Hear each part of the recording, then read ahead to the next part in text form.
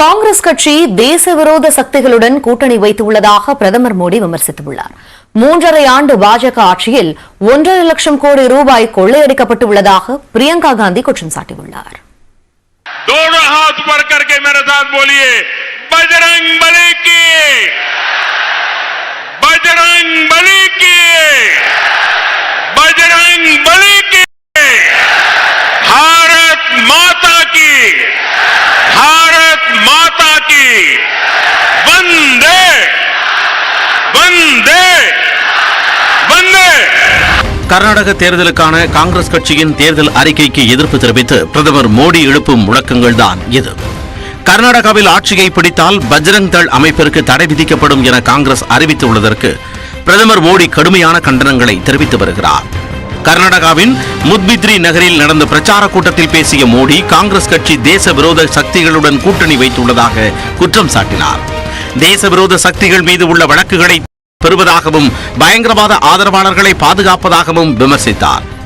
காங்கிரஸை reverse gear கட்சி என குறிப்பிட்ட பிரதமர் அந்நிய மண்ணில் இந்தியா குறித்து அவதூறு பரப்புவதாகவும் சாடினார். பாஜகவிற்கு செலுத்தப்படும் வாக்கு கர்நாடகாவை முதல் மாநிலமாக மாற்றும் எனவும் மோடி கூறினார்.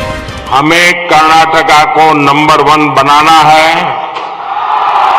नंबर 1 बनाना है, नंबर 1 बनाना है. कौन बनाएगा? कौन बनाएगा? कौन बनाएगा? कौन बनाएगा? आपका एक वोट बनाएगा. பின்னர் அங்கோலா சென்ற பிரதமர் மோடி பத்ம விருது பெற்ற துளசி கவுடா, சுக்ரி பொம்மா கவுடா ஆகியோரை சந்தித்து ஆசி பெற்றார்.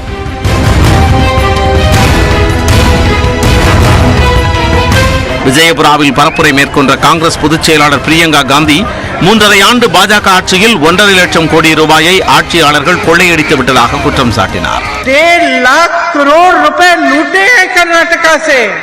3.5 सालों में इतने पैसे की कोई सोच भी नहीं सकता.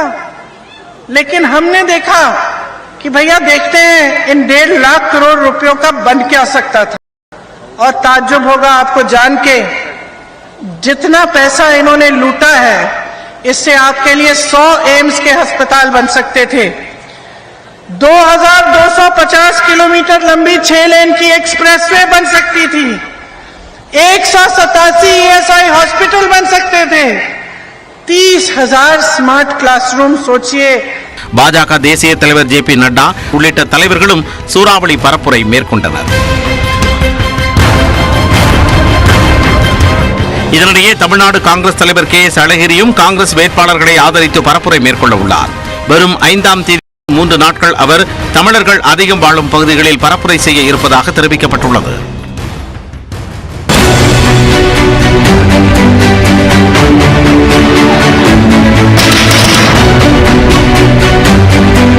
ஏழைப்பட்டவங்களுக்கு நல்லது செய்யணும்.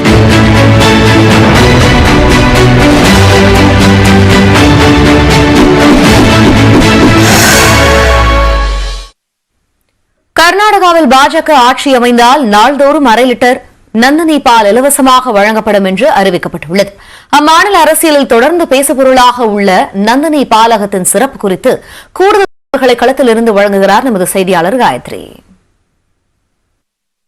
கர்நாடக கூட்டுறவு பால் சங்கம் அதன் கீழே இயங்கப்படுற இந்த நந்தினி பால் அப்படிங்கிறது கர்நாடகாவோட மிகப்பெரிய ஒரு அடையாளமாகவும் அதனுடைய ஒரு பிரைடாவும் இருக்கு. 1983 தொடங்கப்பட்ட இந்த நிறுவனம் அப்படிங்கிறது நிறைய கிளைகள் இருக்கு. அண்மையில கூட காங்கிரஸ் பாரதிய ஜனதா 2 பேருமே இந்த நந்தினி பால் விஷயமா நிறைய சர்ச்சைகளை பேசியிருந்தாங்க. பாரதிய ஜனதா அமுல் பாலை கர்நாடகாக்குள்ள கொண்டு வரணும் அப்படிங்கிற ஒரு விஷயத்த பேசும்போது அமித்ஷாவுக்கு மிகப்பெரிய எதிர்ப்பு இருந்தது. Go back Amul, save Nandini இப்படிங்கிற நிறைய ஹேஷ்டாக்லாம் கூட ட்ரெண்ட் ஆனதை நம்ம பார்த்திருப்போம். சோ இந்த இடத்துல நம்ம பார்க்கும்போது இங்க நந்தினி பால் அப்படிங்கிறது நமக்கு தமிழ்நாட்டில் இருக்கிற ஆவின் பால் மாதிரிதான் இங்க மிக முக்கியமானதாக இருக்கிறது.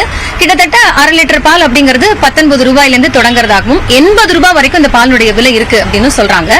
மிக முக்கியமா இப்போ பாரதிய ஜனதாவினுடைய தேர்தல் அறிக்கையில தினமும் 1/2 லிட்டர் பால் இலவசம் அப்படின்னு சொல்லப்பட்டிருக்கு. சோ கர்நாடகாவோட மிக முக்கிய அடையாளமாக இருக்கக்கூடிய இந்த விஷயத்தை பார்க்கும் பொழுது இங்க நிறைய பால் மட்டும் இல்லாம பாலுடைய உப பொருட்கள், நம்ம ஆவில் அப்படி நெய், அதனுடைய வெண்ணெய், இது மாதிரியான நிறைய விஷயங்களை நம்ம வாங்குவோம். ஈவன் பாதாம், இது மாதிரியான பாதாம் மில்க் இதெல்லாம் நம்ம பார்த்திருப்போம் இல்லையா. அந்த மாதிரியான ஒரு நிறைய பொருட்களை வந்து இங்க வந்து விற்பனைக்கு வச்சிருக்கிறாங்க. மக்கள் மத்தியில தொடர்ந்து எப்பவுமே ஒரு வரவேற்புல தான் இருக்கு. கர்நாடகாவை பொறுத்த வரைக்கும் இந்த பால் மூலமாக வந்த அரசியல் அப்படிங்கிறது ஒரு முற்றுப்புள்ளி வச்சிருக்கு. இருந்தாலும் தேர்தல் அறிக்கையில இது இடம்பெற்றிருக்கு அப்படிங்கறதுனால கூடுதல் சுவாரஸ்யமானதாகவே பார்க்கப்படுகிறது. கர்நாடகாவிலிருந்து ஒளிப்பதிவாளர் அம்ஜத்துடன் நியூஸ் 18 செய்திகளுக்காக காயத்ரி. லட்சக்கணக்கான பக்தர்களின் வெள்ளத்தில் சிவனடியார்களின் கைலாய வாத்தியங்கள் முழங்க மதுரை மீனாட்சி அம்மன் கோவில் சித்திரை திருவிழா தேர்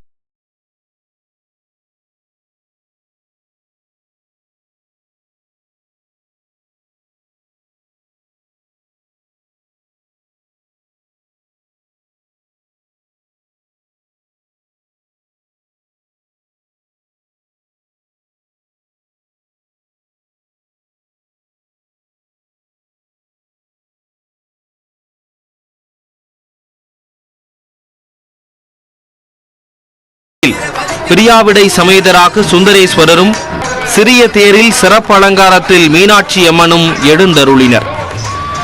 ஹரஹர சங்கர மகாதேவா என பக்தி முழக்கங்களை எழுப்பியபடி பக்தர்கள் தேரை பிடித்து இழுத்தனர்.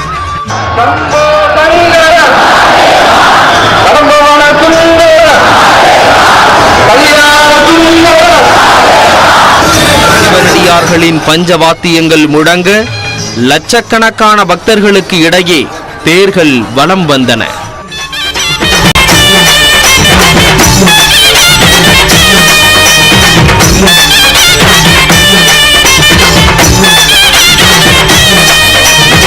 தேரோட்டத்தை ஒட்டி மாசி வீதிகளில் பக்தர்கள் கூட்டம் அலைமோதியது. மேலும் பெண்கள் இளைஞர்களின் ஆட்டம் பாட்டால் மாசி வீதிகள் களை கட்டின.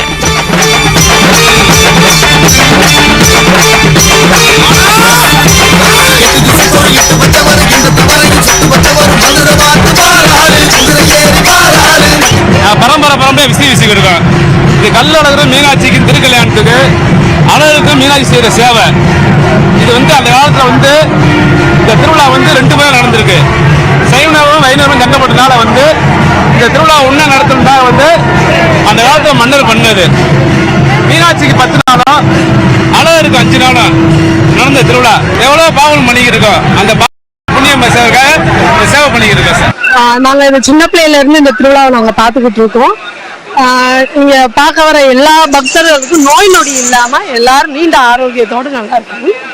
கடவுளை பிரார்த்தனை பண்ணுகிறோம். தேரோட்டம் ரொம்ப பெரிய பிரம்மாண்டமா இருக்குன்னு இப்ப ஃபர்ஸ்ட் டைம் பாக்குறோம். ரொம்ப சந்தோஷமா இருக்கு. கீழ மாசி வீதி, வடக்கு மாசி வீதி, தெற்கு மாசி வீதி, மேல மாசி வீதி என 4 மாசி வீதிகள் வழியாக வலம் வந்த திருத்தேர்கள் நண்பகல் 12:30 மணி அளவில் நிலையை அடைந்தன.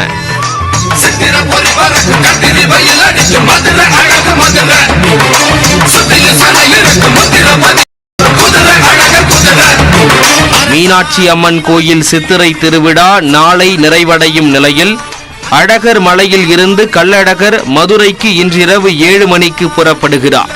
வழி நெடுக உள்ள சுமார் 450 மண்டக படிகளில் எழுந்தருளும் அழகரை மதுரை மக்கள் எதிர்கொண்டு அழைக்கும் எதிர் சேவை நாளை நடைபெற உள்ளது. சித்திரை திருவிழாவின் சிகர நிகழ்ச்சியாக நாளை மறுநாள் அதிகாலையில் தங்க குதிரையில் வீற்றிருந்து கள்ளழகர் வைகை ஆற்றில் இறங்கும் வைபவம் நடைபெற உள்ளது. கிரெடிட் கார்டை லிமிட் தாண்டி பயன்படுத்தலாமா? இன்றைய நாணய பகுதியில் விளக்குகிறார் சிறப்பு செய்தியாளர் விஷ்ணுராஜ்.